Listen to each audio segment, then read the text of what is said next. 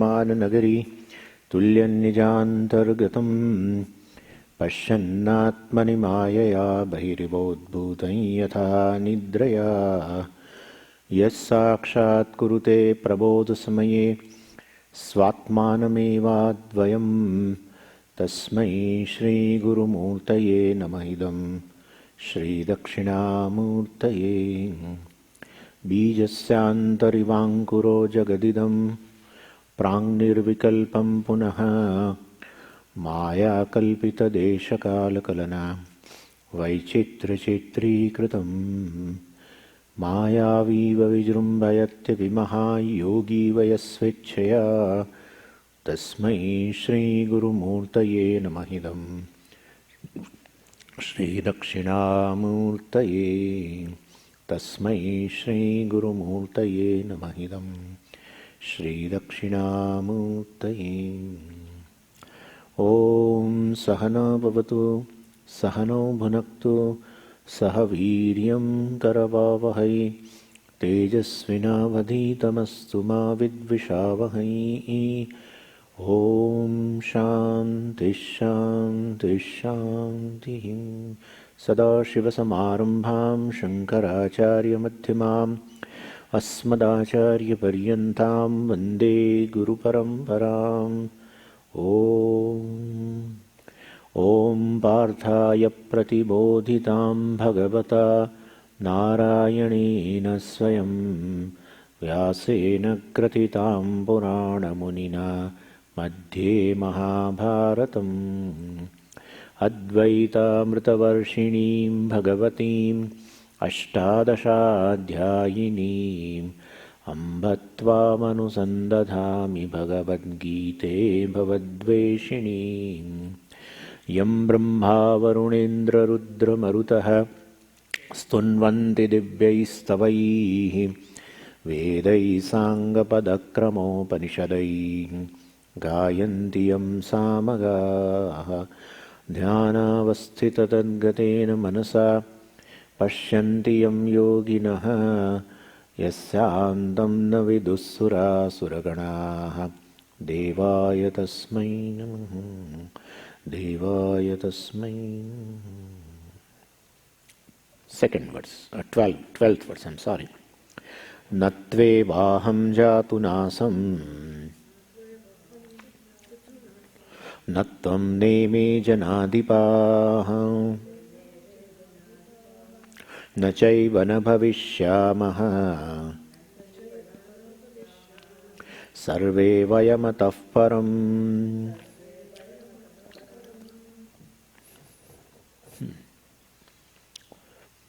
If all the people are going to die, how can it be said that they are not the cause of the sorrow?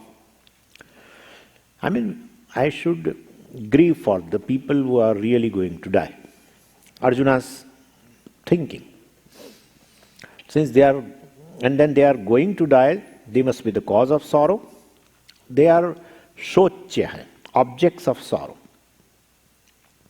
And not only the people who are just in front, the people who are sitting in the kingdom, in Hastinapur, there are people who may not have come. All the ladies, I mean, they are not there. They are also relatives, close relatives for Arjuna. So, not only these people, the people who are not here in the battlefield also, if they are going to die, they are called Ch2. There will be, I will grieve for them. That's the thing. And so Bhagavan is going to addressing this doubt. I mean, Arjuna, Krishna shifted the whole discussion from to the vision of the self, because they, I, you, ultimately refers to a conscious being, and that conscious being is confused. Certain attributes which conscious being does not possess at all, conscious being is not able to possess, even if I can think like that. But conscious being is not able to possess such attributes. I superimpose upon the conscious being, and then I consider them as that they are going to be non-existent in future, etc. Well, so Bhagavan wants to address this kind of a confusion, and therefore his statements are just People definitely think one Russian also thought like that. Not a Russian, I mean the other person. And many other people also in India, they believe that Bhagavan actually prompted Arjuna to kill the people. That's there. Bhagavan cannot do that way, because Bhagavan, who has given the Dharma Shastra as such, in Dharma, that is the very first thing is ahimsa paramo dharma. Well, then how can he tell Arjuna to kill all of them? That's not possible. So Bhagavan doesn't want to prompt that kind of a thing so that he can kill. So he wants to say that, yeah, nobody is going to die, and so you kill them. Then that's not going to work, of course. So in terms of an understanding of a dharma, of course, Bhagavan wants that you are a Kshatriya, you are in a battlefield, and you have a duty to protect dharma, and they have done adharma. All the non-violent means are exhausted, and therefore that's a last resort. And you have to, if you don't protect them, if you don't kill them, adharma is going to increase. Well, then you are deviating from your duty, and therefore it's your duty to kill. That way Bhagavan said, not that Arjuna you should kill them. Not in terms of dharma, Bhagavan has definitely told, but Bhagavan at the same time wanted that Arjuna should not grieve also, and for that matter, Bhagavan wanted to give him the knowledge of the self. And therefore, this has been started, and this 12th verse is very, very important. And what Bhagavan said is, you see, first let's see the verse, because it's a little bit, it said here, this is how you should, you should rearrange the words. That's called syntax of the words. Aham, jatu, natu asam, aham, I. Jatu, ever. Natu asam, I ever did not exist. Na eva. I should add another na eva, which is there in that. Na tu eva aham jatu, na asam. So, there are two negatives. Why two negatives are there, I will tell you later. Because you can simply say, always two negatives in a sentence makes the sentence affirmative. That's, you know. Then you should tell simply like that, they were existent. Why you are, because you always, everything is teda meda. So, he cannot stand even straight. He can't, his morally also is all like this. Everything. His whole life is like this. Teda meda. But there's a beauty and love in that. Anyway, so aham jatu natu asam na eva. So I, jatu means ever. Actually in Sanskritam, jatu means kadachit, ever. Natu asam means, asam is a past tense of the as dhatu. As means to exist. Asam means did exist. Na asam, did not exist. Right? So I ever did not exist, na eva. That's not so. I did not exist, that's not so. And that's not there. Then natvam. Natvam means what? You also. But then you have to add everything. You also did not exist, that is not. Right? So, tvam, you also did not exist. Na, that na is there, that you have to take in. I will first explain this. And so, tvam, na asihi na. Tvam na asihi. As means to exist. Asihi means did exist. Past tense. Tvam na asihi. You did exist. Na asihi means you did not exist. Na. That is also not there. Right? Two negatives. Na ime janadipaha. So ime janadipaha na asan. We have to add that. Ime janadipaha. This people who are in front of you, or whoever are in the battlefield, they were also not there before, that is also not. I mean, everyone existed before. That's what they want to convey. I, you, and all the people were existed before. Like that Bhagavan wants to convey. Anyway, but then it says, you see, atah param. in the second line, atah param, right? In the end, you will see that. Atah param. Atah param means hereafter.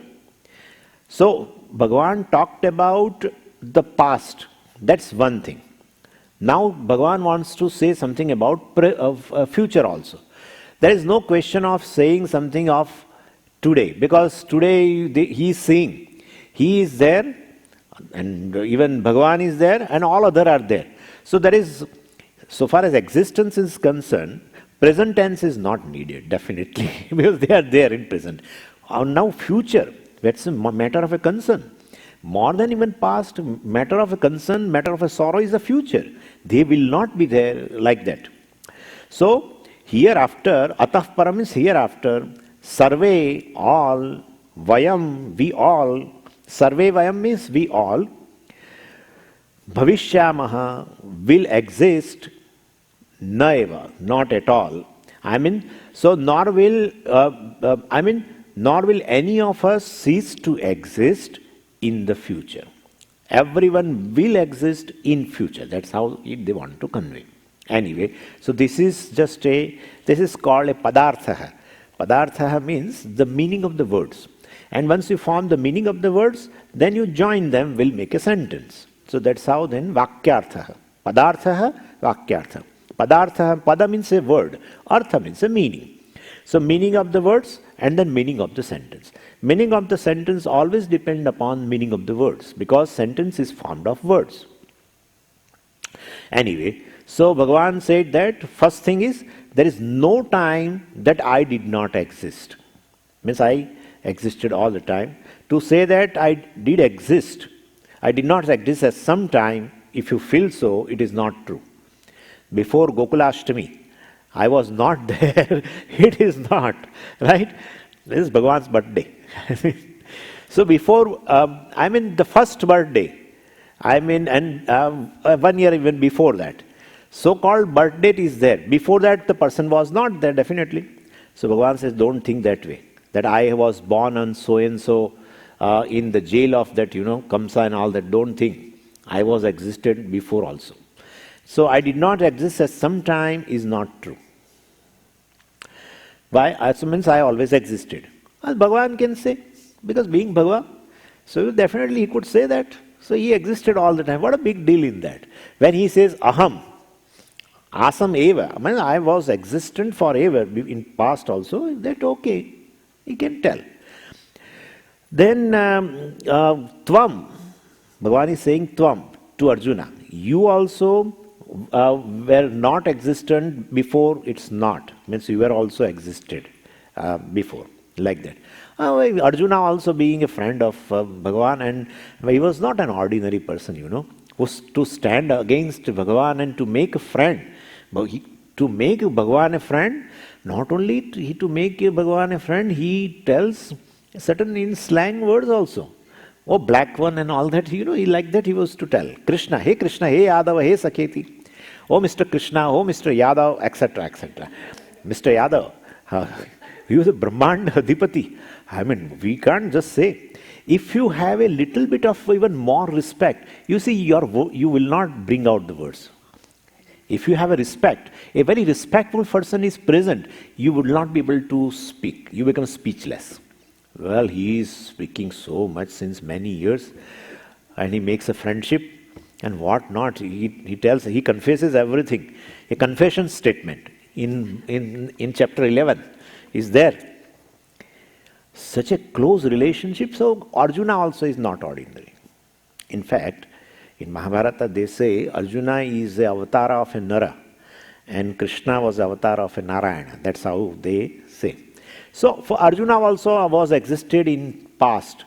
I can understand that. But ime janadipaha. They were ordinary people, these relatives and all. And at that too, standing in the, in the army of Duryodhana. That means their minds are full of adharma only. Therefore, they are ordinary people. Bhagavan says, ime janadipaha na asan iti na. Means this people, your relatives, so-called relatives. Everything he told, matulaha, shashuraha, putraha, pautraha, sakhims tatha, all these So they are standing in front. Matulaha means, mother's brother. It's called Matulaha. Anyway, so they were all there, and they were existed even in the past. That's what Bhagavan wanted to say. Means all of the living beings have no birth at all. That's a big thing, and we are going to explore this. All of the living beings have no birth at all. Okay.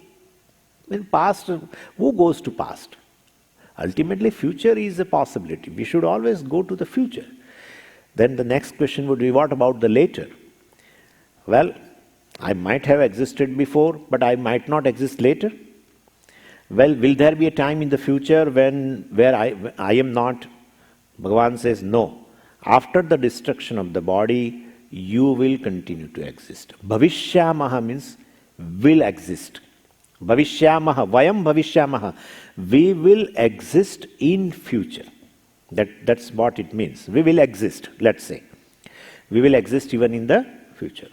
So again, two negatives are there. Na bhavishyamaha iti na. We will not exist in future, that is not. Right? So that is how all the sentences have two negatives, and there is a purpose also for that. Okay, so this is how Bhagavan said about past and future. Past also we were existent, and future also we are going to exist even after the fall of the body, definitely. Because when Bhagavan says Bhavishyamaha, may not be that near future. Near future you will have a body. But in a long future this body won't be there. And then still Bhagavan says you will be existent. Means this is not related to the body, definitely. Because Bhagavan wants to now create a discrimination between a body and the self. Because there is a confusion regarding the self and in Arjuna's mind. And therefore the death of the body has been taken as a death of the self. And therefore Bhagavan has to start that the self which has no death. Something like that Bhagavan has to start. Anyway, then the question is, does it mean that this war or this feud will continue forever because all of these Atmas are going to exist? Then the feud also will be eternal. Like Atmas are eternal, the war also will be eternal. Because if all will be there on both the sides in future, then the feud also will be remaining permanently.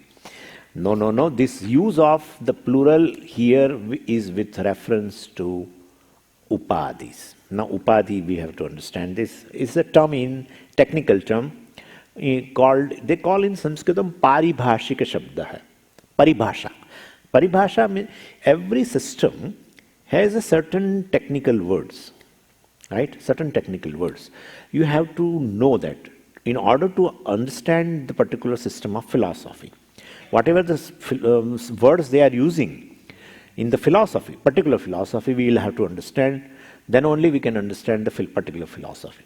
And therefore here the upadhi word also is like that. In Vedanta, this upadhi is bread and butter for us. Really. This upadhi we will have to understand. What is the upadhi? Upa means samipe. Samipe means near. Upa has a meaning near. Then sthitva swayam dharma rupam anyatra adadati iti upadhi. I can give you later also, need not worry. Upa samipe sthitva swayam dharmam anyatra adadati iti upadhi. I gave you example of that crystal and hibiscus, right? Hibiscus. And I will learn. Hibiscus. So there is a hibiscus and there is a crystal. Now hibiscus is called upadhi. Crystal which is pure, colorless. This hibiscus, its own attribute, it imposes upon crystal. So that which imparts its qualities to another by staying close, by staying near to it is called upadhi. Once again I will tell, that which imparts its qualities to another by staying closer to it is called upadhi. So, here when the word is used all, I, you, all, that indicates the upadhi. Bodies. And body is called upadhi because body as such, being closer to the Atma like a crystal, and being closer to the Atma, it imparts its qualities. Body has its own qualities called death, birth, everything, and the different stages, everything. It definitely imparts its qualities to another. Another means what? To Atma. By staying closer. Body, which imparts its qualities by staying closer to Atma, and therefore it is called upadhi. Now, Atma as though appears that Atma has a birth, Atma has become young, Atma is undergoing a modification, has become now old, Atma is going to die. All these different stages of the bodies now appear in Atma. Could you follow what I am saying? And therefore body is called upadhi. So, actually Atma is one. I have already said it is non-dual. Non-dual means what? Non-dual means what? There is no duality. If there is no duality, means there is no secondness. There is no second thing. If there is no second thing, if there is one Atma, how can Bhagavan use the word plural? All these are going to exist. Means Atma only. Bodies are going to fall. All these are going to be there, even in the future. They all were there, existent before. They are there right now, and they will be there in future. Means Bhagavan is as though talking about Atma only. Body is going to fall. Even in the war itself, within few days they will go. Then how can Bhagavan says Atma, all Atma exists in future? There cannot be all. There cannot be plural in Atmas because Atma is one. If Atma is one, Bhagavan is using plural. Sarve, all of us. Bhagavan should say, I exist. That's all. He should say, I exist. Then everyone should say, I exist. But Bhagavan is telling, I, you, and all will be there in future, forever. They will be existent. So plurality in Atma appears, but it is not because Atmas are many. Pluralities of the bodies appear in Atma. There is a plurality in body. Plurality in body means you can count bodies. And accordingly, when Atmas as though appear, there are many, but actually Atma is one alone. I will give you another example. See, with the pot created, like let us make 100 pots. We are not going to make, but you will understand. So, there are 100 pots created. Okay? Then along with the pot, there are 100 pot spaces. Right? Am I right or wrong? 100 pot spaces. Now, is it true that there are 100 pot spaces or there is one pot space? Only one space. Only one space. There cannot be 100 pot spaces. But along with the pot, as though the pot space also is created. As though. Actually, one space alone, in fact, all the pots are within one space. So there are no 100 pot spaces. In one space, all pots are there. But since the pot is created, it appears that even pot space also is created. So number of pots 100, pot spaces 100. Even pot spaces 100. To say, it creates a distaste in our mind and in our tongue. Distaste. 100 pot spaces. Swamiji, one space. But yeah. And therefore, when I say there are 100 pots, please understand, when we say 100 pots, we refer not to pot, we refer to pot space. That we should be very clear. When I say I fill up water in pot, please understand, you are fill up in the pot space. Nobody can fill up in the pot. Because otherwise with the injection you will have to, and that too, I don't think more than one drop will remain in the pot, wall of the pot. Nothing. So all the time you basically, when you say pot, you really mean pot space. Right?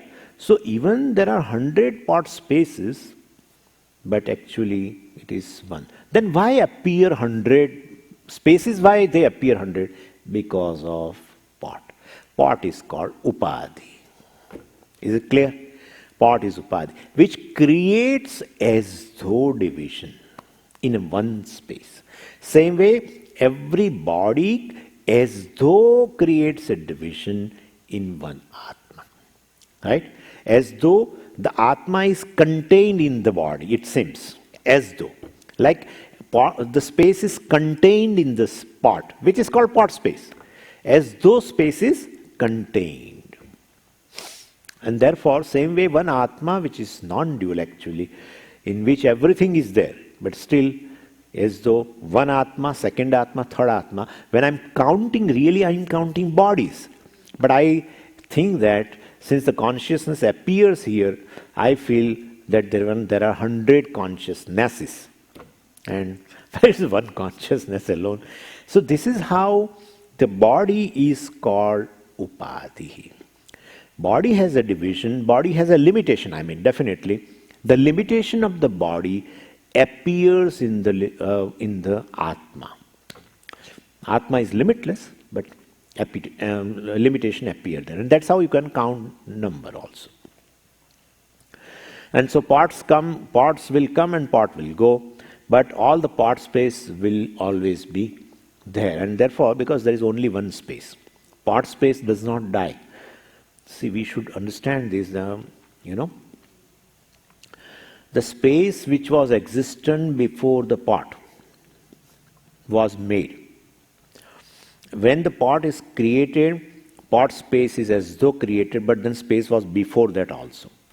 Even after pot dies, it falls and it dies. We feel that the pot space also dies, because it has never born, in fact. With the pot space is not born. It is as though appearing. And therefore, space which was existent before the creation of a pot, that space will be also there even after the destruction of the pot. So with respect to space, I could say space was all there before. I can tell that. Space was existent before, right? Space was not existent, it was not. Space will not be there, it is not. Right? Can I tell that? That's how it is. But in between, because of the body, it appears that even when the body dies, Atma dies, pot space dies, pot gets created, pot space gets created, etc. We feel, but actually that is not the case. So Atmas are not many. One Atma which is non-dual. If Atmas are many, we should not study Vedanta. Really. Because my heart will only get content when I meet something limitless. My heart is searching for something limitless. My heart is not seeking limited things. Limited things I have got before also. And I was not happy. Through dharma, artha, kama, I have got limited things. And I have not been satisfied. That's how I'm in search of something eternal thing, which is limitless. That's how moksha purushartha has begun. And therefore, if Atma is a limited thing, then there is no question of knowing Atma. It's like knowing one thing is not going to make much difference. I will know that, okay, Atma is Satchidananda, okay, no problem. But that will not be the case.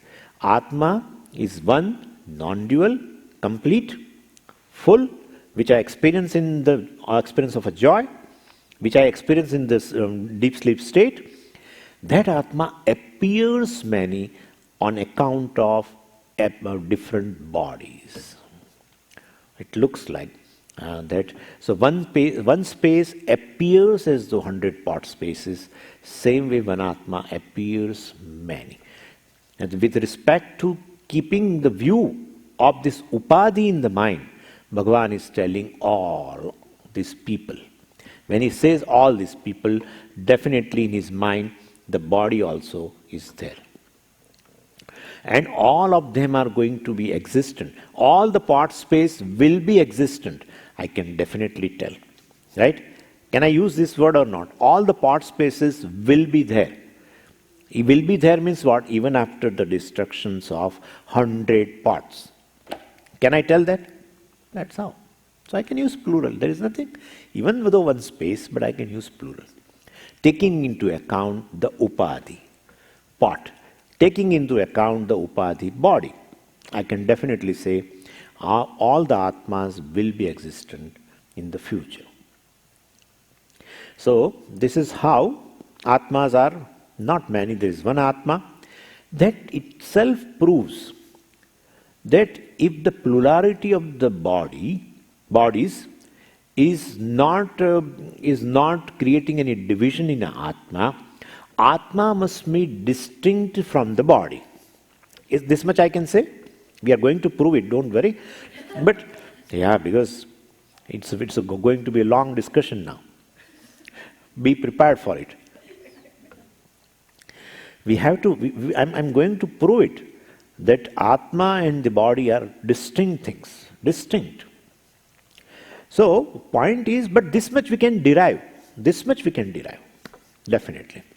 If Atma is one and bodies are many, that shows the Atma must be distinct from the body. Otherwise, as many number of the bodies, so many number of the Atmas, then body itself is Atma, I can say. 100 bodies, 100 Atmas, then each body is Atma.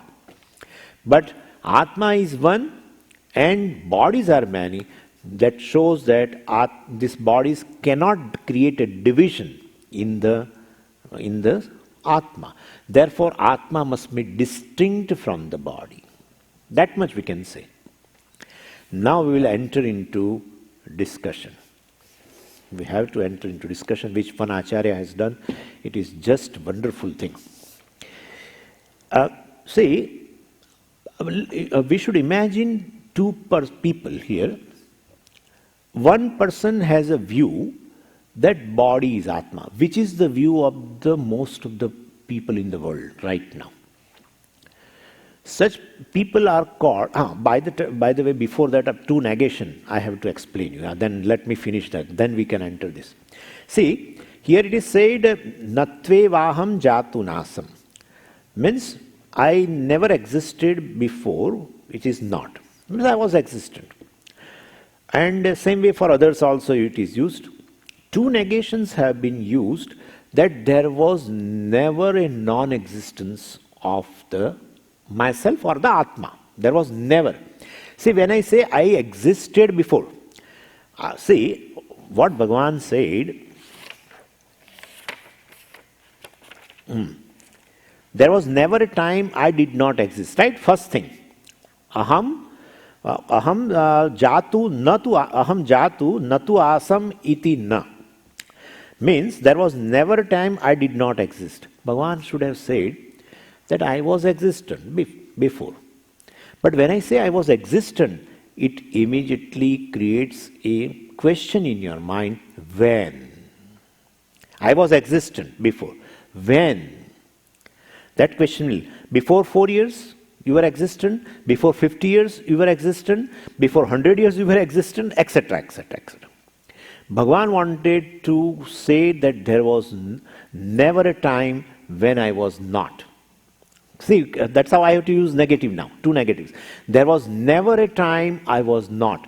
Means Bhagavan wanted to say, you cannot imagine non-existence of Atma any time.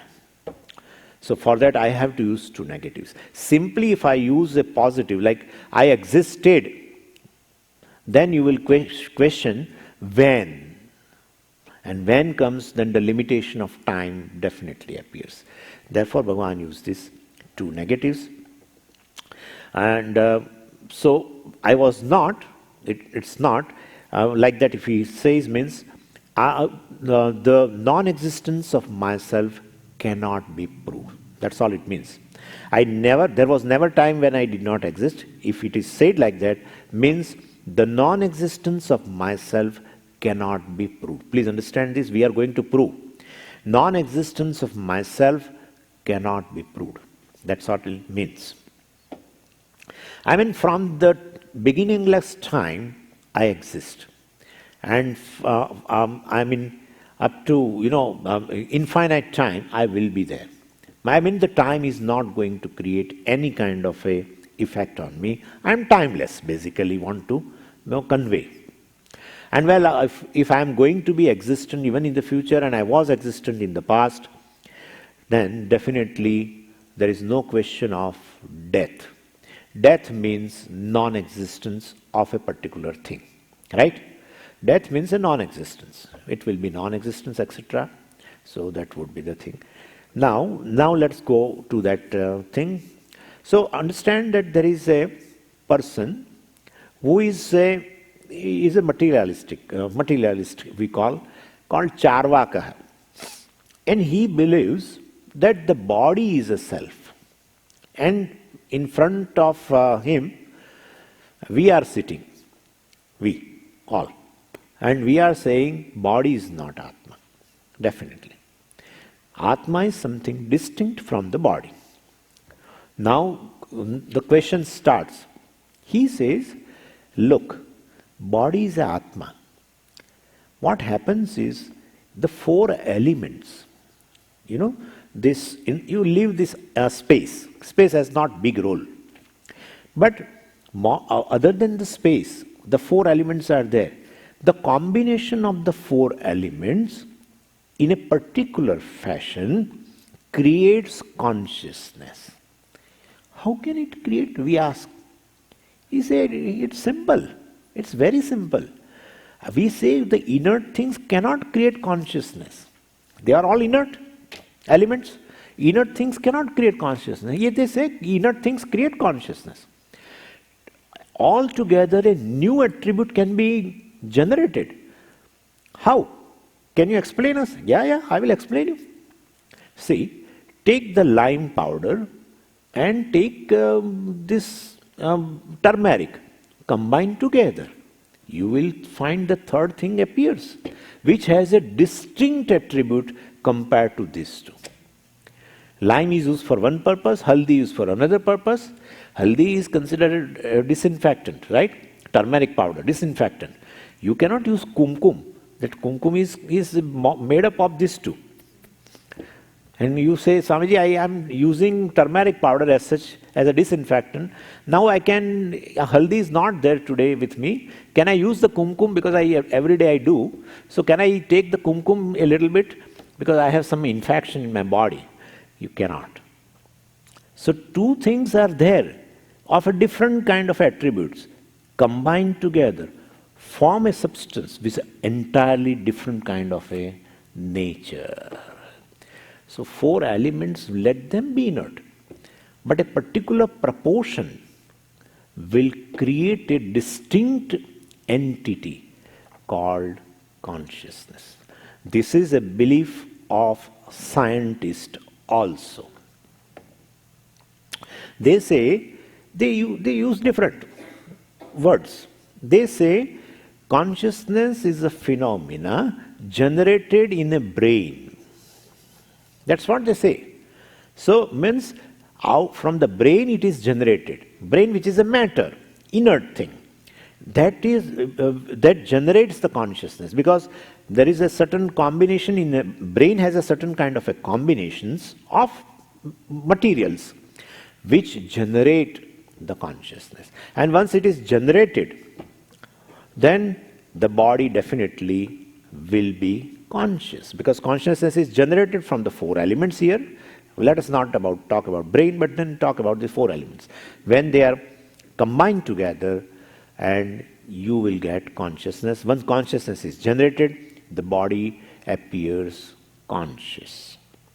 And these astikas, he is putting finger, is indicating us.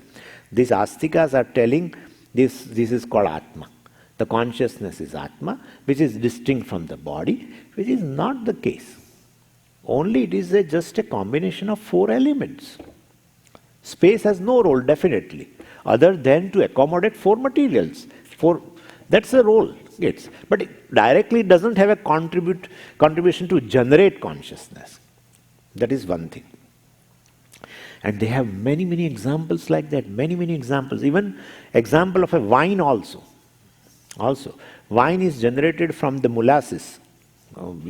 Molasses is nothing but sugar cane. When they make from sugars from the sugar cane, then after every process is over, lastly they get some kind of a dirt kind of a thing. Which is very having a tremendous smell. They call it molasses. The residue, let's say the residue. The residue, they ferment it, and out of that, alcohol comes out. So, which is not there. Can you find alcohol in sugarcane? Then if it is there, then everyone is taking sugarcane juice, then he should get intoxicated, but it is not there. So, altogether a new kind of a thing with a new attributes can be generated. Why you are worrying? Inert things combined together cannot make a conscious thing. It can make. And you say this your Atma is eternal, and what eternal? These four elements are combined at a given time. Then it generated consciousness. When they got separated, then consciousness will not be there. You call it as a death. What a big deal in this. You say Atma is eternal and all. There is nothing called eternal. And they give a beautiful example that you take two stones, and when you rub with each other very rapidly, then that heat is generated. And then heat is generated, but suppose if you don't rub, what happens? The generated heat goes off, right? So when the two stones combine together with a certain force and all that, heat is generated. When you stop them, it will go. So same way the four elements combine together in a certain fashion, consciousness is generated. When they fall apart, the elements, then consciousness gone. Where is your Atma, etc.?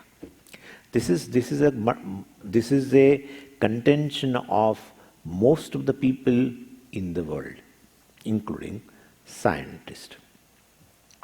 We are going to ask them certain questions. We feel it is going to be very difficult for them to answer. Now,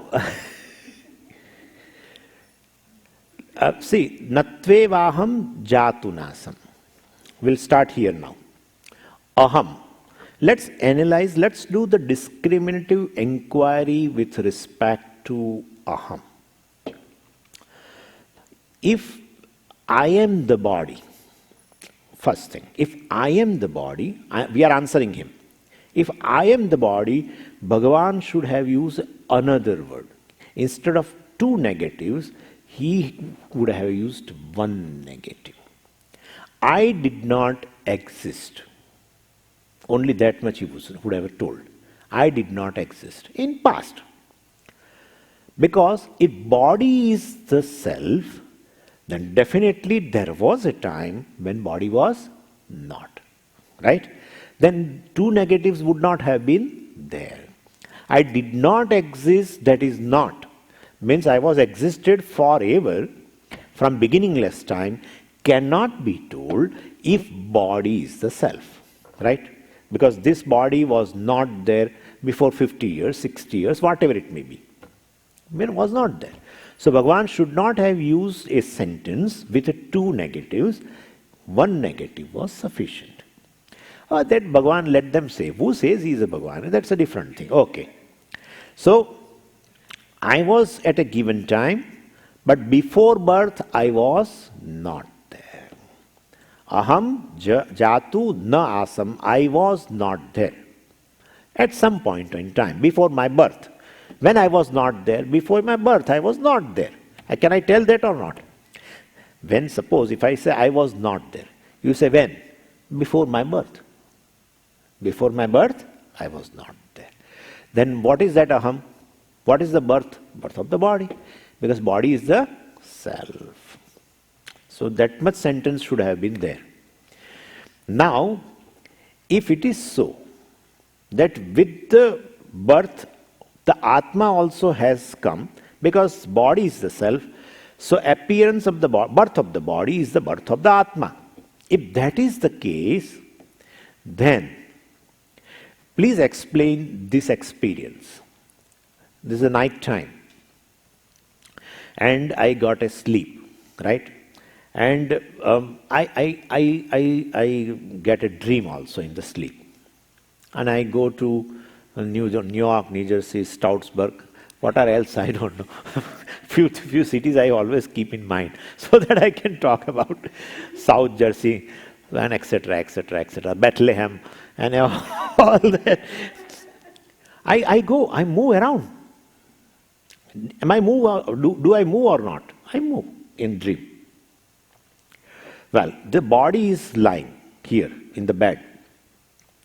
And that too, what kind of a body? Which is almost inert, right? It's inert. Because body is Atma. If body is Atma, definitely in deep sleep also it should be conscious. But it is lying inert. And when we say that in deep sleep it is inert, he says, wait a minute. See, what happens is when you drive a car, you can drive in all the directions. At that time, it looks that the car is having a life. It moves around. But suppose some part of the car goes out of order. What will happen? It will just stand there. It will stand there. And as if it has become inert. Same thing. Actually, what happens, during a day, all these four elements are in a one proportion, and all the limbs, etc., also made up of it. They work, and therefore they are conscious. In a deep sleep state, what happens is one of the part goes a little out of order, and therefore same body which was conscious, which was Atma, now appears unconscious. That's what he says. And therefore, body is unconscious, that he accepts during deep sleep. That he has to accept. There is no way out, because body is not conscious of anything in deep sleep. That's for sure. Body is not. If body is a conscious in a deep sleep, I should not take a picture of the person and show him next day that this is how you were sleeping. While he goes to the sleep, everything is proper. His head is also on the pillow, everything, and he cover also properly. But during deep sleep, what happens? He himself doesn't know. Sometimes he falls also. So if he is conscious that I am going to fall, will he allow himself to fall? No. So that's for sure that in deep sleep he is not conscious. If body is a self, body is consciousness, therefore body should be conscious in the deep sleep, but it is not. Therefore body is as though inert. And because some part has gone out of order, that's what he says. Okay, we accept. Body is inert in a deep sleep. Then who is the person who goes out and experiences the world? One who experiences must be a conscious being. What is experience is inert. The one who experiences is a conscious being. He says, I have gone there in Stroudsburg, I saw that, I went there and I saw this, I went, still there is a snow there and that, and I have got a good smell of flowers of the spring. All this, that shows a conscious being is talking. He is seeing the whole dream. Then if body is Atma and body is unconscious, then who is this conscious being seeing the dream, experiences the dream objects during deep sleep state? He has no answer. Because there should not be, body is a Atma, body is a consciousness, during deep sleep it becomes unconscious, there should not be any kind of experience in a deep sleep state. But there is an experience. And when experiences are there, there must be a conscious entity. Who is that conscious entity? Who is that conscious entity? Even the body is unconscious, still there is another conscious entity which is experiencing dream, right? Dream state. And therefore, you will have to accept that there is some conscious being which is distinct from the body. Because body is inert, in a deep sleep. But there is one conscious being who experiences dream state. I mean, definitely a conscious being only experiences. And during deep sleep, of course, if Atma is a body, then there cannot be any kind of an experience. But experience of dream state proves that there is some conscious being which is distinct from the body experiences. That much you can understand. Well, and to experience, he has imagined him all kinds of senses in deep sleep state. And that conscious entity, or a knower of the dream state, definitely becomes a knower even in the waking state also. He is the knower distinct from that body, is a knower even in the waking state. How can you say the same knower? Because when he gets up, he says, I experience a particular objects in a Strasbourg. The same I, he doesn't say that was a different I. He says, I experienced the dream. Well, then waking state also, the same conscious being continues. And what kind of a conscious being? Distinct from the body. And therefore, body is consciousness, body is Atma, you cannot tell. Right? This is one thing.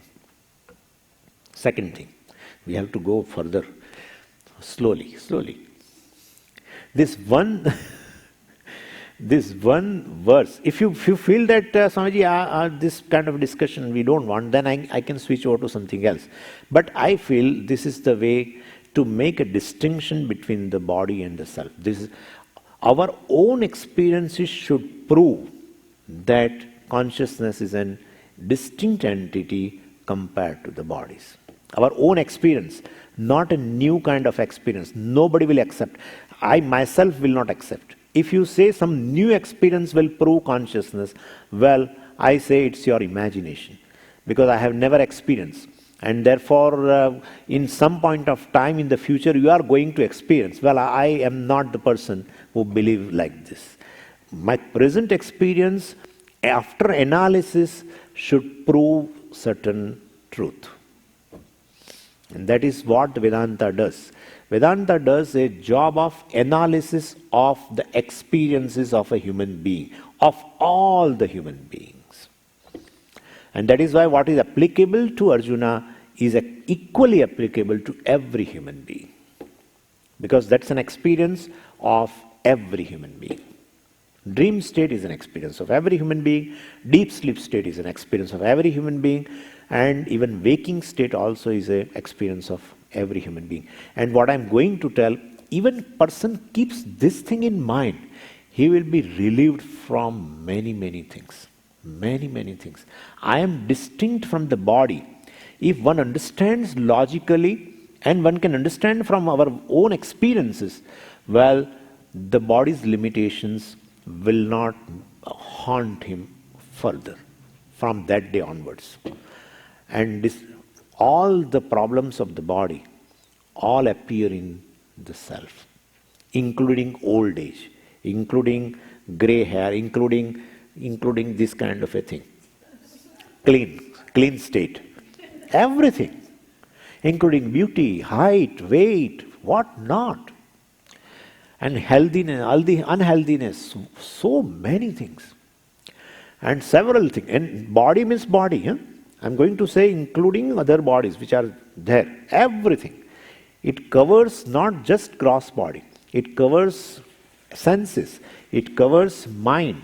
It covers everything. Atma is just distinct from this. Our own experiences are there. Anyway, so in dream state, of course, he sees something, he smells something, he eats something with the imagined senses. And the same conscious being or a knower in waking state becomes a seer, hearer through these senses. Could you follow what I'm saying? Like in a waking state, since they are there, they are awake, senses. So, a same conscious being which has seen the dream through imagined senses, same conscious being or a knower experiences different kinds of objects, becoming a seer, hearer, etc. through these senses. When the same knower comes and sits here, then he is called seer. When the same knower sits in this sense, I call it as a hearer.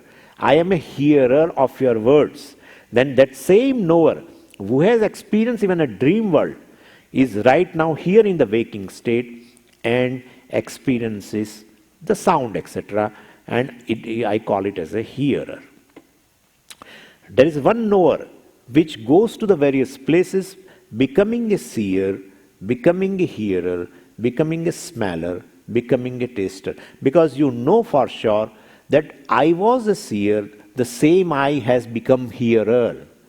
Right? There are no 5 eyes. That seer eye is different from the hearer. The one knower comes in a waking state, sits in a different sense organs, and becomes seerer, hearer, etc. And that is how he transacts with the world. He is a seer and sees the colors. He is a hearer and comes in contact with the sounds. He is the smeller, comes in contact with the different objects of smell, fragrance, etc.